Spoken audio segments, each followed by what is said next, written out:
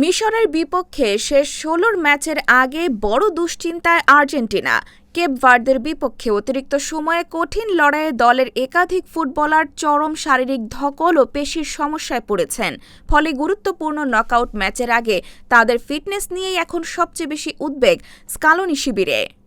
বামপ্রান্তের defender হিসেবে Nicolas তাগলিয়াফিকোর পরিবর্তে একাদশে সুযোগ পাওয়া মেদিনাকে নির্ধারিত সময় শেষ হওয়ার ৪ মিনিট আগে তুলে নিতে হয়। ক্লান্তিতে মাঠেই শরীর টানটান হয়ে পড়েন তিনি। স্কালোনি আর বদলি করতে না চাইলেও পরিস্থিতির কারণে তাকে মাঠ ছাড়তে বাধ্য হন।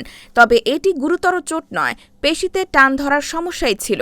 ম্যাচ শেষে সংবাদ সম্মেলনে ডিফেন্ডার ফাকুন্দো মেদিনার শারীরিক অবস্থা নিয়ে স্কালোনি বলেন, ক্র্যাম্প নিয়েই সে খেলা শেষ করেছে।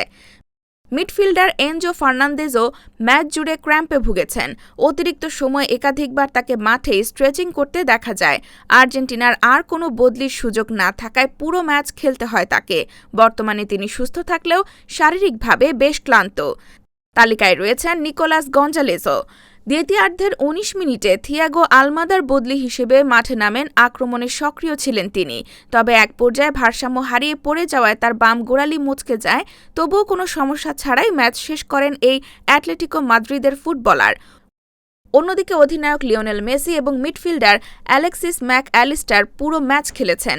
অতিরিক্ত সময় শেষে দুজনকেই প্রচণ্ড ক্লান্ত দেখালেও তাদের কারও চোটের সমস্যা নেই। চিকিৎসক দলের পর্যবেক্ষণে তারা এখন মিশরের বিপক্ষে ম্যাচের আগে দ্রুত শক্তি ফিরে পাওয়ার চেষ্টা করছেন।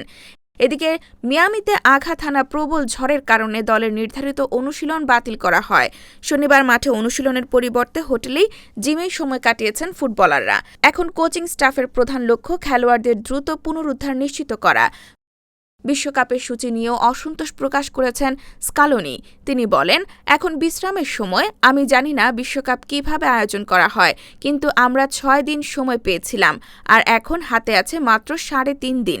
যখন আপনার সবচেয়ে বেশি বিশ্রামের প্রয়োজন তখনই আপনি সবচেয়ে কম বিশ্রাম পান। এটা বোঝা খুব কঠিন। সূচিটা ধীরে ধীরে এগোনো উচিত ছিল।